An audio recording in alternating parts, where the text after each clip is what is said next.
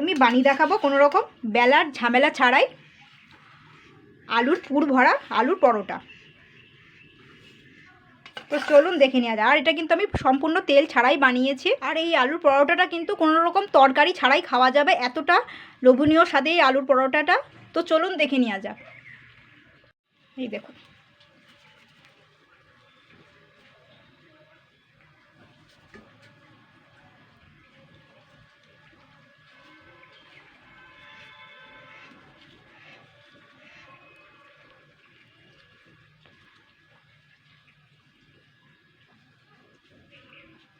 আমি বানিয়ে দেখাবো বেলার ঝামেলা ছাড়াই আলু পরোটা।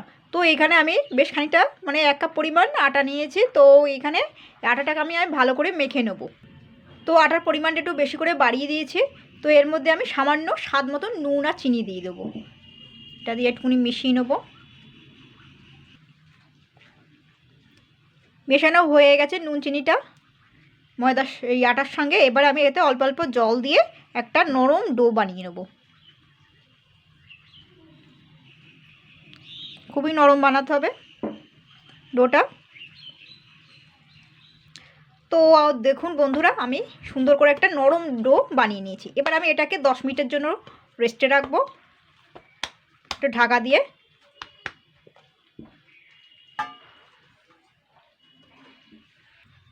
তো বন্ধুরা দেখুন, এখানে আমি একটা কড়াই বসিয়ে দিচ্ছি। কড়াইতে আমি একটু সামান্য তেল দিয়ে দিচ্ছি আর দিচ্ছি গোটা জিরে।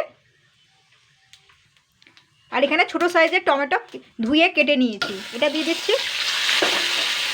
স্বাদ মতন নুন দিচ্ছি, নুন চিনিটা দিয়েছি। আর দিচ্ছি সামান্য একটু লঙ্কার গুঁড়ো।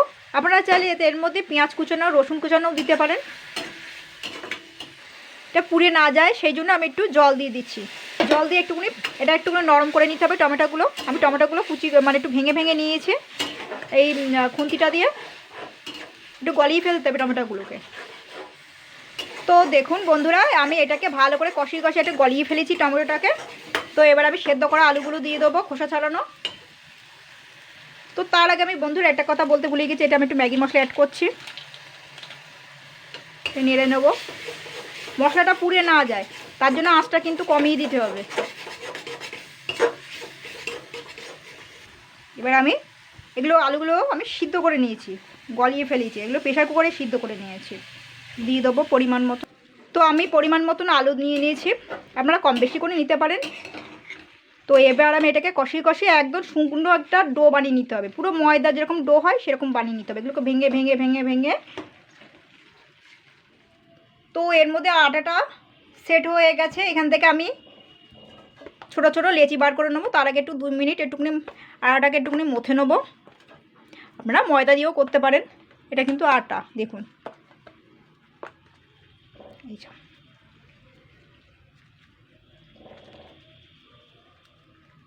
এইবারে হাতের এই আঙুলের সাহায্যে এইভাবে একটু ভেতরটা একটুখানি গোল করে নিতে হবে, চেপে চেপে এইভাবে।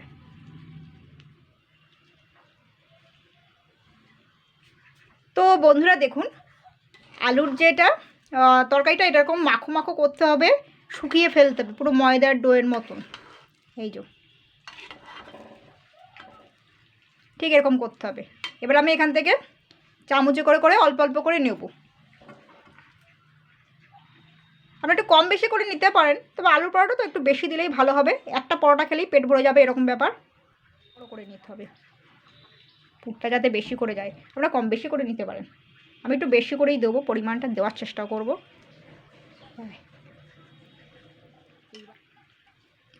এই যে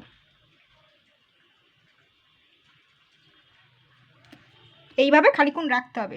এই আলুর পরোটা বেরিয়ে গেলে হবে না, কিন্তু বেরিয়ে গেলে অসুবিধা হয়ে যাচ্ছে। অল্প অল্প করে, তাহলে একটুখানি পুরটা অল্প করেই দিতে হবে। অত্যাধিক হয়ে গেছে আলু পরোটার পুরটা।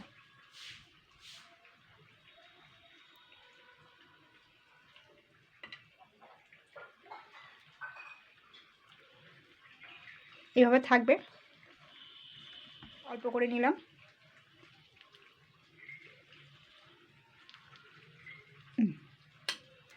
এইবারটা ঠিক আছে। এইভাবে যে কটা আছে সে কটা করে নেব। সবগুলো মোটামুটি সেট আপ করা হয়ে যেটু একটু আলু বেরিয়েছিল, তো সেটাকে আমি একটুকুনি কভার করে নিয়েছি। তো এখানে আমি একটু ময়দা নিয়েছি হাতে, একটু হাতে ময়দা নিলাম, আপনার আটাও নিতে পারেন। তো এটাকে আমি এবারে সুন্দর করে চেপে চেপে নেব, এইভাবে এইভাবে এইভাবে চেপে চেপে নেবো। আপনারা আলু পুরিও বানাতে পারেন, পরোটাও বানাতে পারেন। এই যে এইভাবে এইভাবে আস্তে আস্তে করে সবগুলো, কিন্তু এখন কিন্তু কোনো রকম বোঝা যাচ্ছে না, ফাটা ছেঁড়া যেটা বেরিয়ে গেছিলো। বেশি চাপাচাপি করলে ওই আলুর পুরটা বেরিয়ে যাবে। তো এরকমই ঠিক আছে, আলু পুরি হয়ে গেল, পুরো গোল হয়ে গেছে দেখুন। তো এইভাবে আমি করে নেব, আটা দিয়ে দিয়ে বেরাইনি।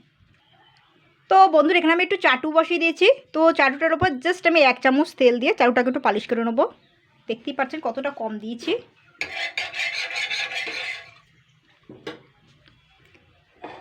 আগে চাটুটাকে ভালো করে গরম করে নিতে হবে, তারপরে দিতে হবে। এবার আমি দিয়ে দেবো এগুলো।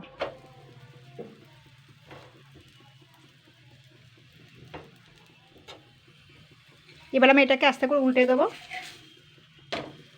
এই দেখুন,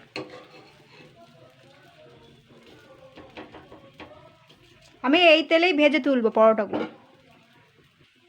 তো এবারে শক্ত হয়ে গেছে পরোটাগুলো, এবারে আর ভাঙবে না, দেখুন আর লেগে যাচ্ছে না।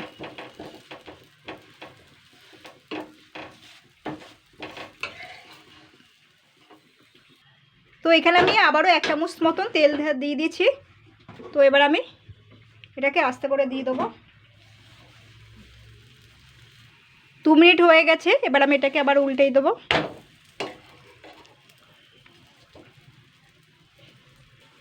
দেখুন আমি 2 মিনিট করে আমি ভেজে নিয়েছি উল্টে পাল্টে, আর খুবই সামান্য তেলে এগুলোকে ভেজে নিয়েছি। আপনারা চাইলে তেল বেশি করে দিয়ে ভাজতে পারেন।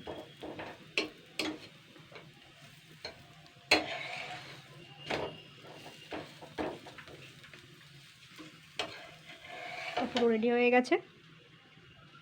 তো বন্ধুরা এই ছিল আজকের রেসিপি, আলুর পরোটা। তো আলুর পুর ভরা পরোটা, আর এটা কোনো রকম বেলার ঝামেলা নেই। তো এইভাবে বানিয়ে ফেলবেন, আর এটা খুবই লোভনীয় স্বাদে পরোটা। তো এই বাচ্চারা কিন্তু এটা কিন্তু খুব অনায়াসে খেতে পারবে, আর এটার কিন্তু কোনো রকম তরকারি লাগবে না এই পরোটাটা।